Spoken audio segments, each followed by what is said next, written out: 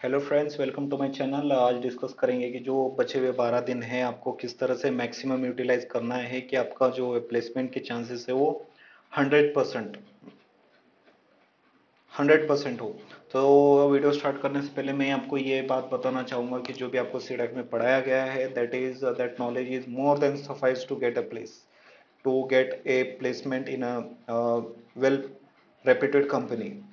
तो फिर आप दिमाग से ये निकालो कि मुझे ये चीज़ पढ़ाई नहीं गई है, ये चीज़ पढ़ाई गई है, तो या मुझे वो पूछेंगे ये पूछेंगे। Know that things please you put out of your mind. अभी का जो करंट सिचुएशन ये है कि आपका सीसी का स्कोर आ चुका है। तो सीसी का स्कोर एक अच्छा रहता है, एक बुरा रहता है। तो फिर अच्छे बुरे के लिए मैं अगर एक बाउंड्री लाइन बनाऊंगा तो फिर मैं समझता हूँ कि जो भी बच्चों का रहता है 55 above, this is not an official number, I am just giving an approximate number. 55 से ऊपर जिनके भी मार्क्स आते हैं उनको मैक्सिमम कॉल्स आते हैं। आप बाद में मुझे क्लेम नहीं करोगे 55 भैया आपने बोला था 55। तो 55 एक ऐसा मतलब अप्रोक्सीमेट नंबर आप दिमाग में रख के चल सकते हो कि आप अगर आपके 55 से प्लस है तो फिर आपको जो कंपनी के कॉल्स है वो आने में कोई दिक्कत नहीं होनी चाहिए। तो ये तो रही बात सीसी के स्कोर के लिए। तो फिर आपको कंपनी सेग्रीगेशंस आते हैं, कंपनी के कॉल्स आते हैं, वो डिपेंड करते हैं आपके सीसी स्कोर और आपकी ब्रांच के ऊपर और पास पासिंग ईयर। तो अगर आप लेटेस्ट पासिंग हो तो फिर आपको कॉल्स ज़्यादा आएंगे। आप A C S I T N T C से होंगे तो आपको कॉल्स ज़्यादा आएंगे। ऐसा नहीं है कि आपको मेक और सिविल में हो तो फिर आपको कॉल्स ही नहीं आएंगे, ऐसे नहीं होगा, आपको भी कॉल्स आएंगे। लेकिन आपको वो ready to grab the opportunity वाला स्टूडेंट होना चाहिए। जैसे ही एक कॉल आता है तो आपको उस कॉल में आपको प्लेसमेंट उठानी है। तो ये रही बात सीसी स्कोर्स और ब्रांचेस के रिलेटेड। नेक्स्ट थिंग आती है project, most important thing project. तो आपका प्रोजेक्ट हुआ है या फिर नहीं हुआ है। तो सबसे पहले हम लोग बात करेंगे जिनका प्रोजेक्ट नहीं हुआ है। अभी जिनका प्रोजेक्ट नहीं हुआ है वो 3-4 महीने का प्रोजेक्ट बैठ के अभी 10 दिन में तो नहीं बना पाएंगे। तो फिर उनके लिए मेरी सजेशन क्या रहेगी, आप सीधे जाओ, आप कोई भी स्टैक उठाओ। स्टैक मतलब जावा, फ्रंट एंड में रिएक्ट यूज करो, बैक एंड में जावा यूज करो और MySQL as a database use करो। या फिर आप रिएक्ट यूज करो, बीच में एक्सप्रेस यूज करो, डेटाबेस के लिए माई सिक्वल यूज करो। या फिर रिएक्ट यूज करो, बीच में node JS dot net use कीजिए और फिर लास्ट में अपना database as a MySQL use कीजिए। कोई भी स्टैक यूज करो, उससे कुछ फर्क नहीं पड़ता है। आपको एक डेटा फ्लो मालूम होना चाहिए कि एक यूआई है, यूआई और पीछे जो डेटाबेस है, तो डेटाबेस से यूआई तक डेटा कैसे जाता है, या फिर जब डेटा इंजेक्शन होता है तो यूआई से डेटाबेस तक। जैसे हम लोग यहाँ पर रिएक्ट में रहता है, रिएक्ट से फिर हम लोग के पास कंट्रोलर में आता है, कंट्रोलर से सर्विसेज में जाता है, सर्विसेज से एंटिटीज, एंटिटीज से फिर जेपीए रिपोजिटरी और फिर डेटाबेस में डेटा एंटर होता है। तो ये फ्लो आपका पूरा दिमाग में बैठना चाहिए।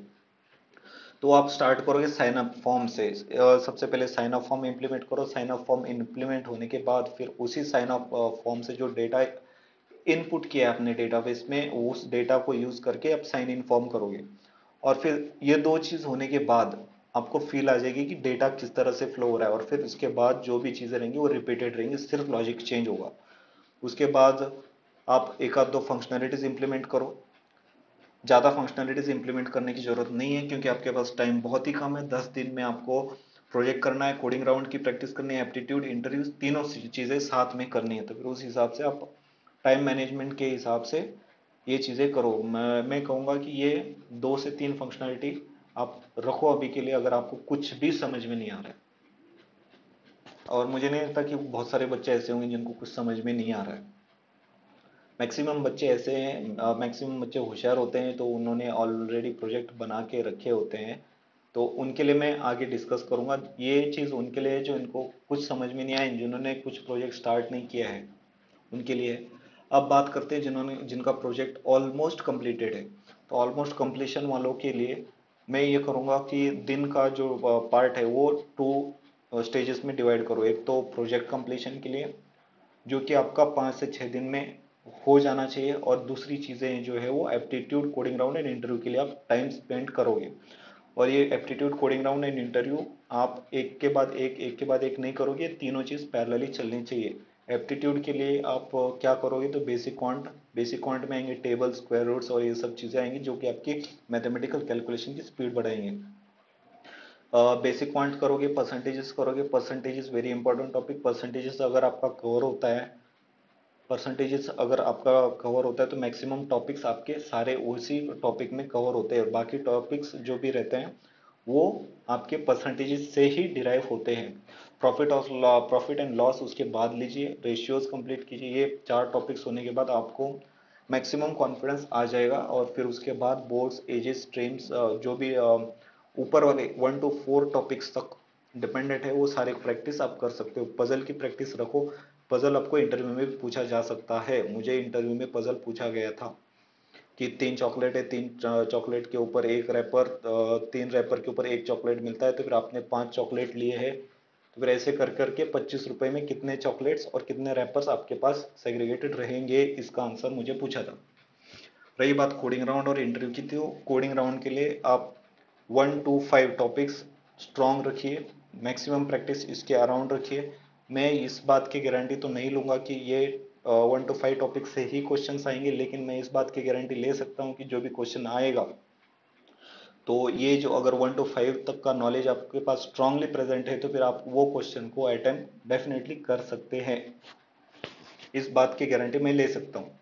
लेकिन मैं इस बात की गारंटी बिल्कुल नहीं लेना चाहता हूँ कि जो आपने क्वेश्चंस इससे रिलेटेड किए तो वही क्वेश्चन वहां पर रेप्लिकेट होगा, ऐसी अपेक्षा रख के मत चलिए।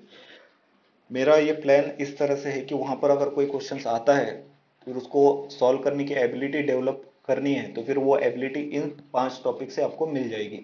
रही बात इंटरव्यू की, तो इंटरव्यू में आपका प्रोजेक्ट, इंटरव्यू देने से पहले आपका प्रोजेक्ट एटलीस्ट या तो ये कंप्लीशन या फिर ये वाला कंप्लीशन डेफिनेटली होना चाहिए। अगर ये कंप्लीशन नहीं है तो आपको इंटरव्यू में प्रॉब्लम हो सकती है, वहां पर आपको आंसर देने में कॉन्फिडेंस नहीं आएगा। तो इंटरव्यू और ये चीज़ें दोनों के दोनों को रिलेटेड, और पूरा पूरा इंटरव्यू आपके प्रोजेक्ट के अराउंड होना चाहिए। इंटरव्यू में इंटरव्यू की स्टार्टिंग आपके कोर जावा बेसिक कॉन्सेप्ट से होगी।